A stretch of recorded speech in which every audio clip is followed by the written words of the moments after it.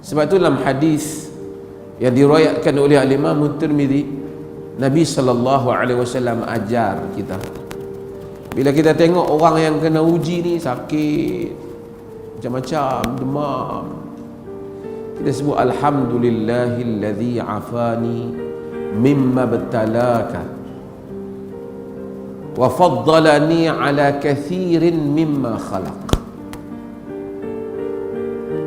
Segala puji bagi Allah yang telah menyafiatkan aku, menyelamatkan aku daripada apa yang Allah uji engkau. Tak payahlah pergi kata kat muka dia.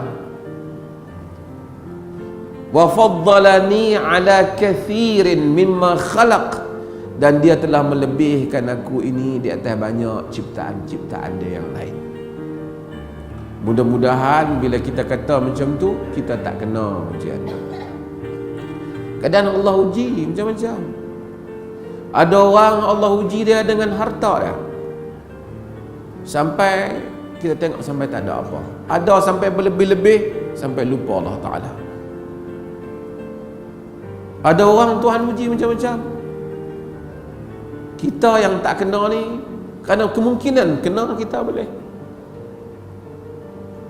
Penyakit lah khususnya. Tengok penyakit, sakit, kadang-kadang aksiden, dan sihat, panjang umur dan sebagainya, ini ialah kurniaan Tuhan. Di sebalik, di samping Allah Ta'ala suruh kita mencari sebab musabab. Pasal apa yang sihat ni? Alhamdulillah lah Allah bagi sihat. Yang itu dulu.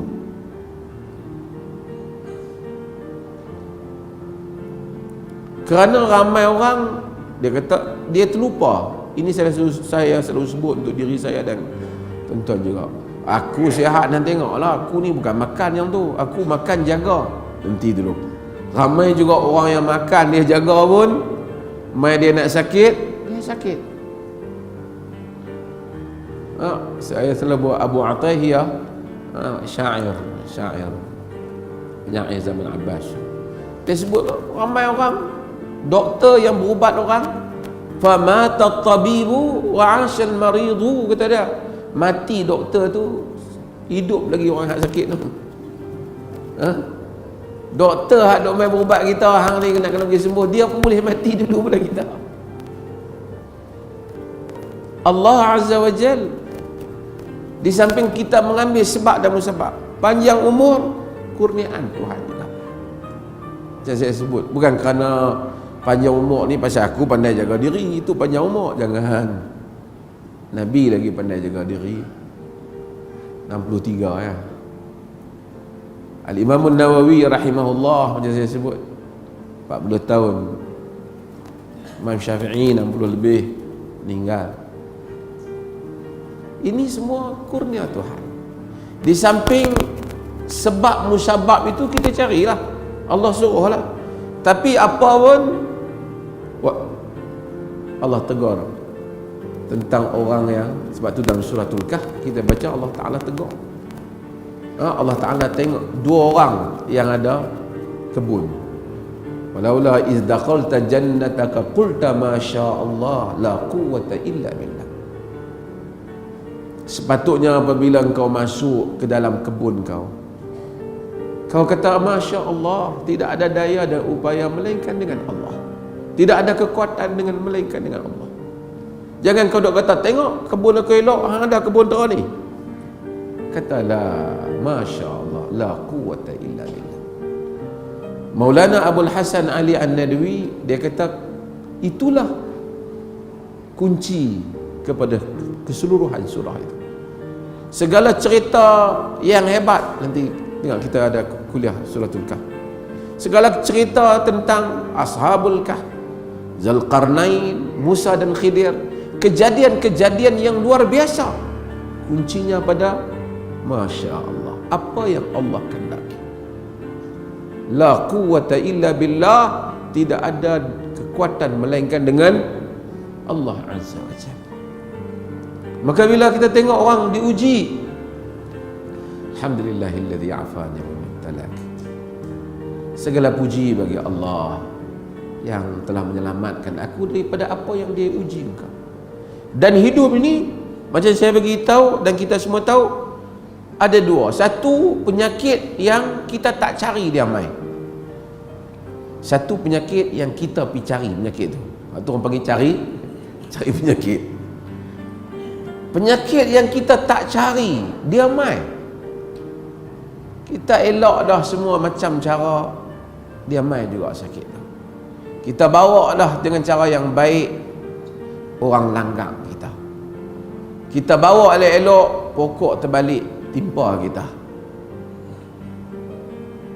Orang punya batuk mai kepada masuk tersedut kita, batuklah kita. Penyakit orang merebak ke kita. Ini semua benda yang tanpa pilihan kita. Allah Subhanahu wa taala jadikan dalam hal-hal ini pahala untuk kita, kerana dia uji kita. Wa basyyiris sabirin, bagi kabar gembira pada orang-orang yang sabar. Ni orang-orang yang diuji ni. Kita tak mau, dia datang. Termasuk jenis-jenis penyakit yang diwarisi. Kadang-kadang kita tengok Tuhan punya kerja, keajaibannya. Kita mungkin nampak satu sudut, kita tak nampak apa yang orang lain nampak. Ada orang lahir cacat.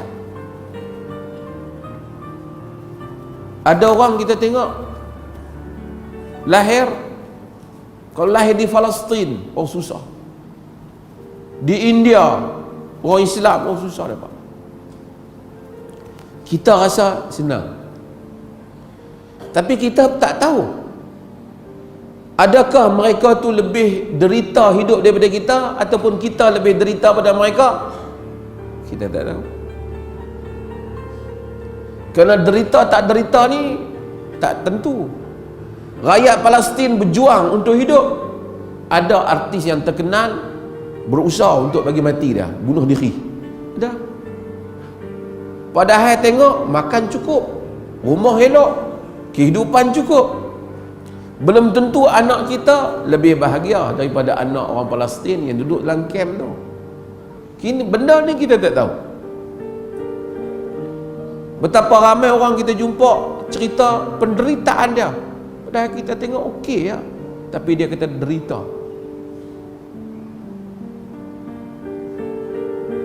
Ada satu orang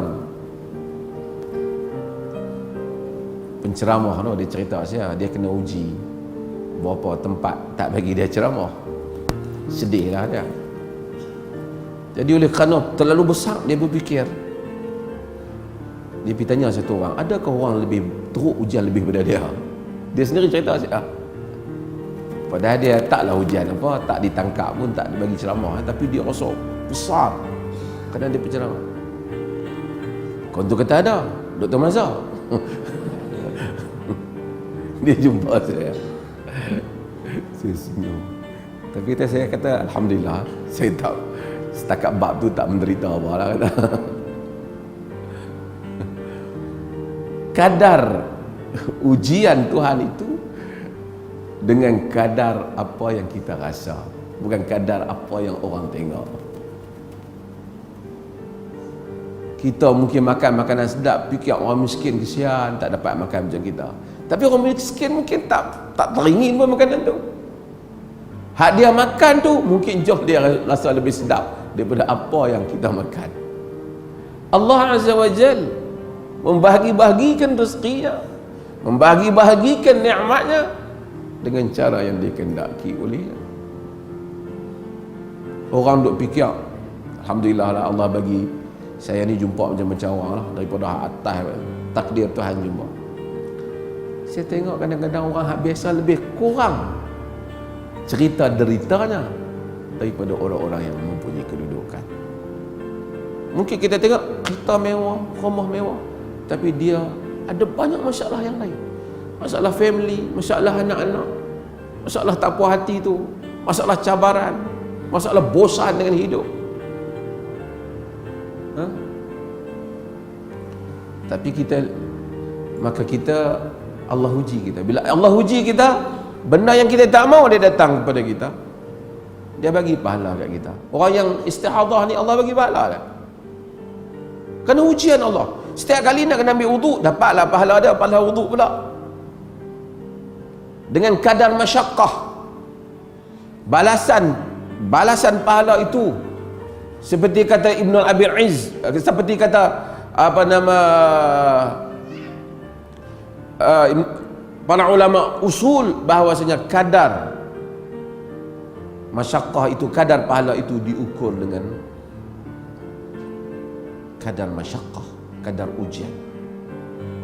Al-Izz Abdul Salam disebut bagaimana kadar ujian menentukan kadar pahala, mengukur kadar pahala. Tapi itu pun dengan keikhlasan seseorang. Okey. Tapi ada bahagian yang kedua, penyakit hak kita cari. Boleh duk sihat elok-elok, isap rokok. Tu penyakit cari. Hak tu aku ni duk dapat pahala sakit batuk pasal isap rokok. Macam tu lah. Hak tu cari penyakit. Terjun bangunan sampai patah kaki. Pasal apa nak bagi dapat pahala? Pahala sakit patah kaki, tak mungkin.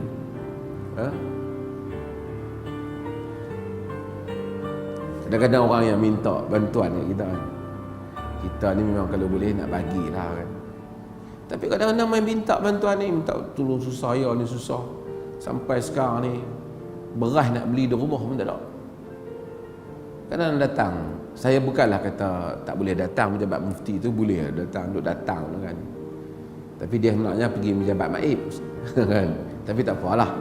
Itu pun Allah hantar kepada kita, mungkin satu anugerah juga supaya Allah mudahkan urusan kita. Tapi tak, kadang-kadang mai tu kotak rokok tu ada. Saya kata rokok tu panggil tu. Dia tolak mai. Bukan ni pun kawan bagi. Kau salah jawab selalu, kawan bagi. Kawan bagi sampai sekotak. Pasal apa? Minta rokok, minta beras lah.